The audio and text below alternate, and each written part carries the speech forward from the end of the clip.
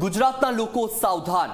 ગુજરાતમાં આવી રહ્યું છે આશના વાવાઝોડું. ગુજરાત પર બેવડી આફતની ચિંતા. મેઘ તાંડવ બાદ હવે વાવાઝોડાનો ખતરો. ગુજરાત પરથી પસાર થયેલી સિસ્ટમ બનશે વાવાઝોડું. જમીન પરનું ડીપ ડિપ્રેશન ફેરવાશે વાવાઝોડામાં. હવામાન વિભાગે પણ સંભવિત વાવાઝોડાનું આપ્યું એલર્ટ. ગુજરાતમાં વાવાઝોડું મચાવશે તબાહી. ગુજરાત પરથી પસાર થઈ ચૂકેલું આ ડિપ્રેશન હવે કચ્છ તરફ છે અને તે અરબી સમુદ્ર તરફ વળી ગયું છે. જોકે ગુજરાત પરથી પસાર થયેલી આ સિસ્ટમ શુક્રવારે વાવાઝોડું બનશે. આ વાવાઝોડાને આશના નામ આપવામાં આવ્યું છે. તો જે સિસ્ટમે ગુજરાતભરમાં તબાહી મચાવી છે એ સિસ્ટમ ડીપ ડિપ્રેશન હતી. હવે એ વાવાઝોડુંમાં પરિવર્તિત થાય તેવી શક્યતાઓ જોવા મળી રહી છે. તો હાલમાં એ સિસ્ટમ કચ્છ પર છે. કચ્છ અને સૌરાષ્ટ્રના ભાગોમાં ભારેથી અતિ ભારે વરસાદ પડી રહ્યો છે.